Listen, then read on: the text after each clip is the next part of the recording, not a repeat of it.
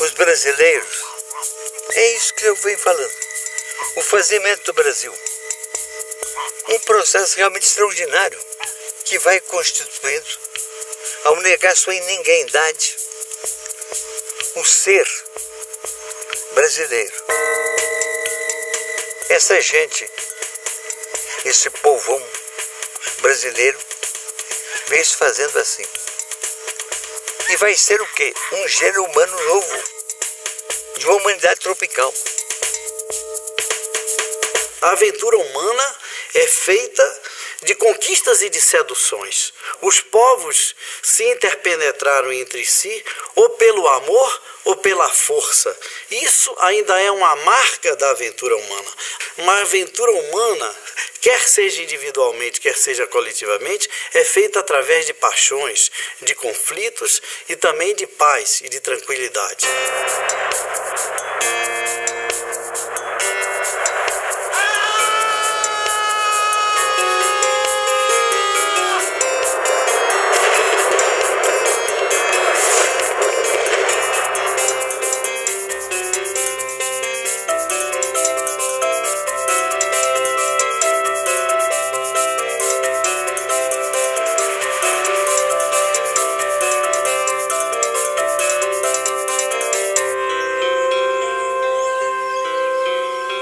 Quando chegaram os portugueses e houve a primeira notícia oficial, o facto de terem encontrado homens e mulheres de corpos maravilhosamente belos, com um rosto cândido, sem pudor, os levou a uma conclusão inegável, é que tinham chegado ao paraíso terreal. E isso aparece em muitos mapas. Toda a paisagem brasileira, particularmente da costa e das ilhas, levou o país a ser um dos doadores de mitos mais importantes da humanidade. E como dizem os índios, viver não é preciso, mas sem sonhar não se vive.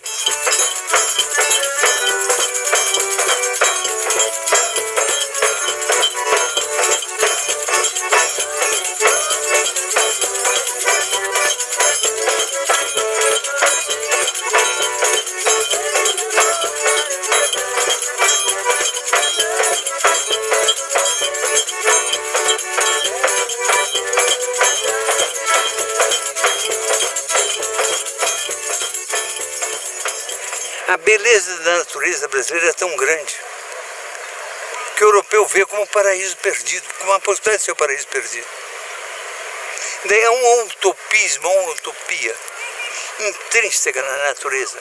Esses mitos, na verdade, se por um lado podem ser abordados, analisados e estudados como mito, por outro lado, eles são mitos que se transformaram em forças de ação popular, das quais o povo se apropriou para manter a sua identidade. Nós viemos dar louvor a Santos Coro e Damião. Para onde vai, capitão? Para onde vai? Eu vou para usar, eu vou dançar saramuná. Oi, para onde vai, capitão? Para onde vai? Eu vou para usar, eu vou dançar saramuná. Lá vem duas nações. Portugal tinha um projeto para as terras ultramarinas, mas esse projeto foi sendo radicalmente subvertido pela realidade natural dos trópicos, pela força das culturas ameríndias e pela presença negro-africana.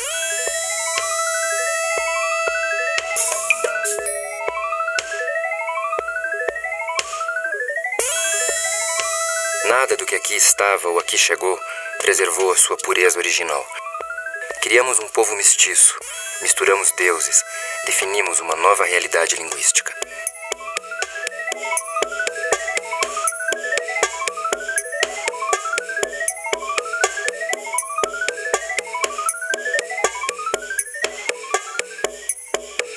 O que caracteriza o Brasil é, de um lado, o milagre de ser uma nação unificada. Havendo tantas diferenças, deviam ser várias nações. Essa confluência de gentes, vindas da Europa, vindas da África, vindas da floresta, gerou uma cultura grandemente homogênea. Havia uma uniformidade nas diferenças, fazendo um concerto de uma grande beleza, que foi aos poucos amadurecendo. Já passamos por Rosário, por Vale Quem Queuru, passamos por Pirapemas e por Itapicuru. Mundo de boi, Siriema, Jaçanã, Patunhambu, café com pão, bolacha não, café com pão, bolacha não. Mas que ninguém pense que esse processo construtivo nacional foi um mar de rosas.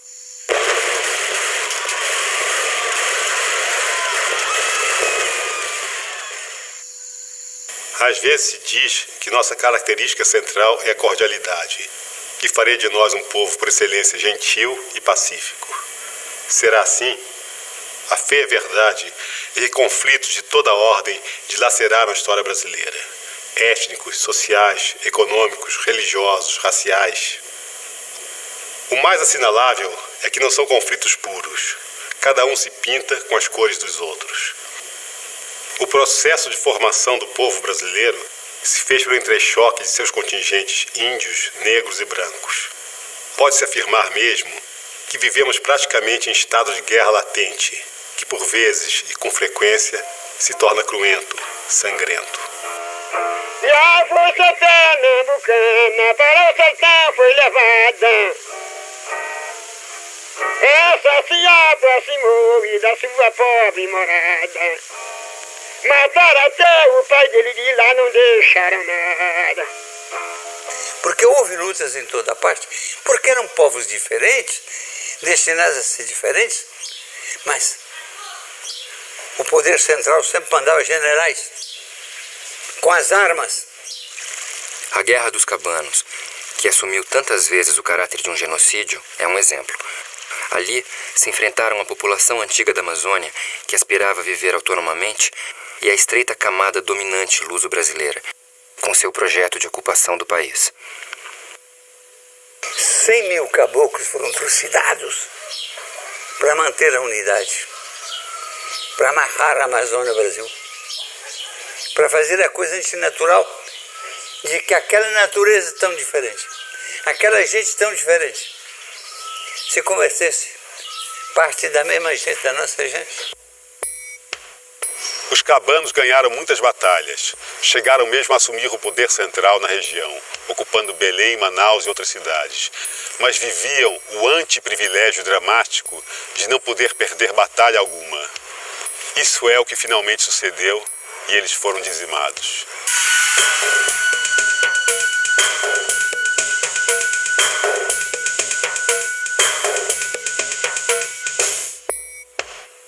Palmares é o caso exemplar do enfrentamento interracial. Ali, negros, fugidos dos engenhos de açúcar ou das vilas, organizaram-se para si mesmos.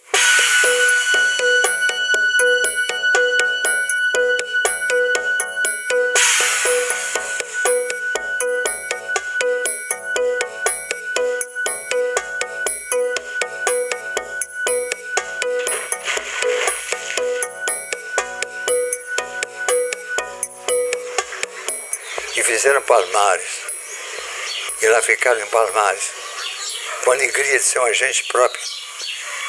E já tinham esquecido da África, não podiam fazer África. Fizeram uma coisa brasileira. Eles foram socialistas, fizeram sociedade comunitária. Tudo pertencia a todos. Mas um socialismo tão primitivo, tão desordenado, tão desarticulado, que estavam condenados a mesma coisa dos outros da Amazônia, a perder 1000 batalhas, mas a não ganhar nenhuma.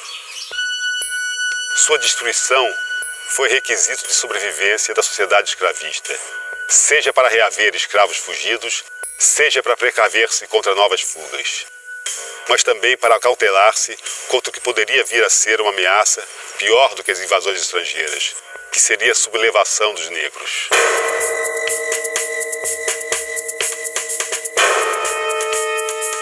Motins, conspirações, revoltas e guerras marcaram os caminhos da nossa configuração como povo e país.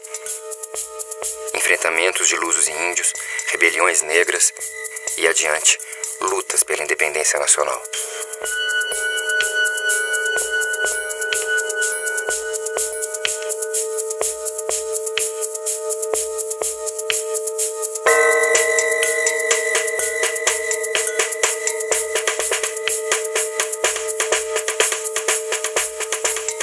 Passada a independência, os combates prosseguiram, como na insurreição dos negros malês, em revoltas republicanas como a Sabinada e a Farroupilha, ou na Guerra de Canudos. Canudos, com aquela briga tremenda, aquela chacina. E milhares de levantes outros, de sertanejos nordestinos, tem como raiz uma herança portuguesa. Até hoje, um dos mitos mais importantes legados de Portugal é o sebastianismo. Nunca se encontrou o cadáver do rei na batalha, então ficou o mito de Dom Sebastião, jovem e formoso. Isso é a herança mais bonita que nós temos. Dom Sebastião torna outra vez, vem com seus exércitos matar os patrões, os donos de terra, a canalha, para deixar o povo plantar o que come. Crenças diversas acabaram se concentrando na figura do conselheiro. Era um beato, andando com sua batinona, com seu cajado, e juntando sertanejos e quantidade em torno dele em Canudos. E os fazendeiros se apavoraram. Não tinham medo da religião do conselheiro. Tinham medo do seguinte: esse povo que ficava com o conselheiro fazia sua roça e comia o que produzia. E se continuasse, eles não iam ter ninguém que produzisse para eles, que tomasse conta do seu gado, que fizesse suas roças. Porque cada sertanejo ia querer seu pedaço de terra. Então inventaram que aqueles caras eram monarquistas e levaram os exércitos.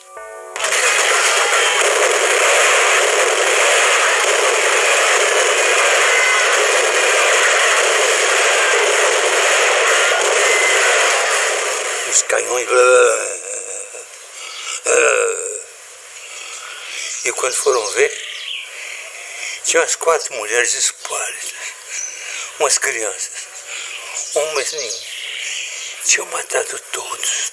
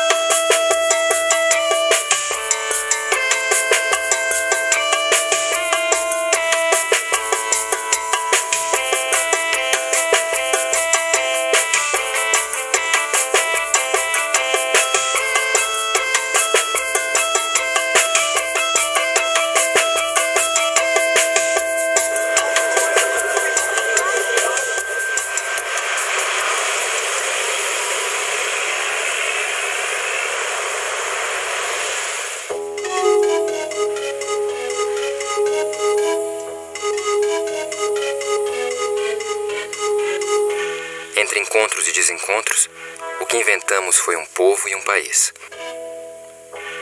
Nesse processo, também o sistema linguístico português foi se espraiando, subvertido pelas realidades humanas e ecológicas dos trópicos. À medida que o Brasil se expandia, ia deixando de ser simplesmente a língua portuguesa, para se reinventar no português do Brasil. Quando eu voltei lá no sertão, aqui zombado e Januário, com meu fole prateado. Só de baixo 120, botão preto bem juntinho, como nego empareado.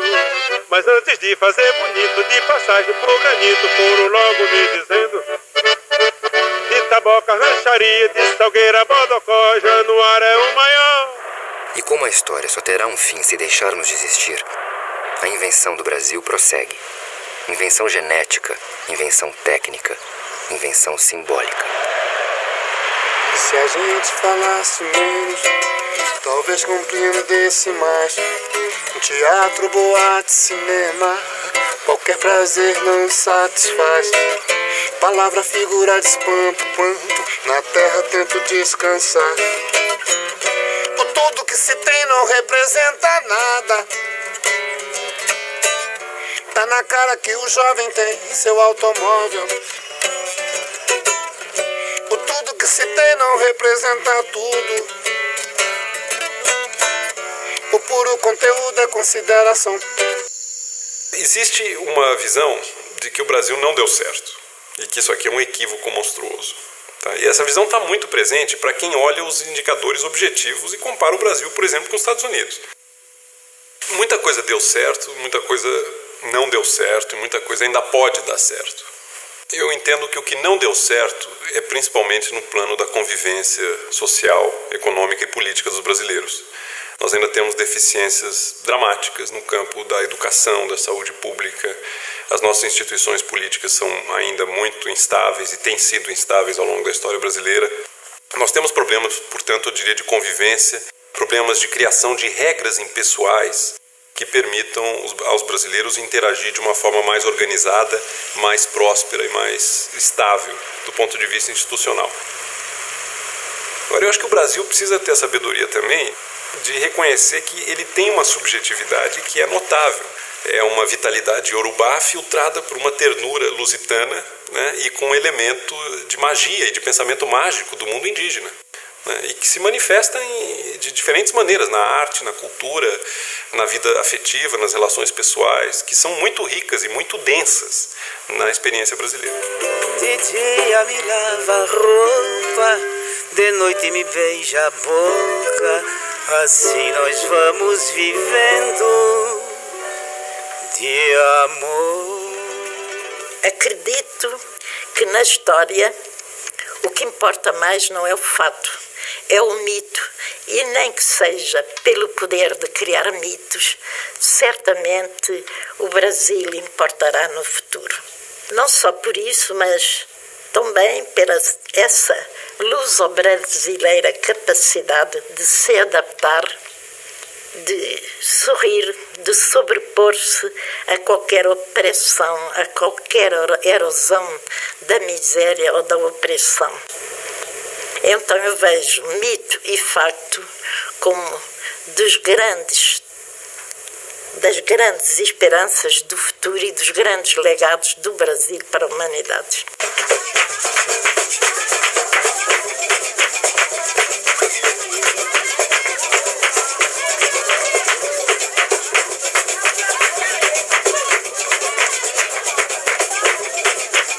Eu entendo que o Brasil, o melhor Brasil que nós podemos sonhar, é um Brasil que conquiste a civilização no plano das regras da convivência e, ao mesmo tempo, preserve esses aspectos do nosso passado, provavelmente pré-modernos, que estão ligados à nossa vitalidade emocional, à nossa espontaneidade, à nossa alegria de viver espontânea, que, não obstante todas as mazelas, continua viva.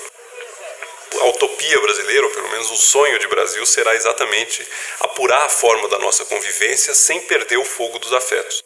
O que nós todos queremos? É fazer um país habitável, em que as pessoas existam para serem felizes, alegres, amorosas, afetuosas. Todo mundo comendo todo dia, não é uma alegria? Não é um absurdo que num país tão grande, tão cheio de verde, tenha tanta gente com fome, tanta criança abandonada? Quebrou-se o nervo ético, humano, utópico. Assim como se sabe que as galáxias no universo se afastam umas das outras a maior velocidade, quanto mais distantes vão, aumenta a velocidade com a distância. Às vezes podemos pensar, se aquela rapidez de acontecimentos que as pessoas estão atualmente notando no mundo não é alguma coisa de semelhante. Se à medida que a história humana vai caminhando para um futuro que nem podemos pensar qual seja, se esse avanço para o futuro não vai tendo uma velocidade cada vez maior. Isso quando muita gente está pensando, diante de acontecimentos recentes, em soluções que são conversa barata e só serviriam para coisas inteiramente ultrapassadas, se não é pena que eles não tenham conhecimento dessas ideias dos portugueses para verem que têm que ser muito mais audaciosos e aproveitar tudo aquilo que surge como alguma coisa que os atrapalha na sua reflexão e no seu programa de vida, não têm que aproveitar isso para montar a cavalo mais rápido ainda e atingirem o tal ideal que os portugueses queriam atingir. Ideal na vida, ideal na criança, ideal no gratuito do cotidiano.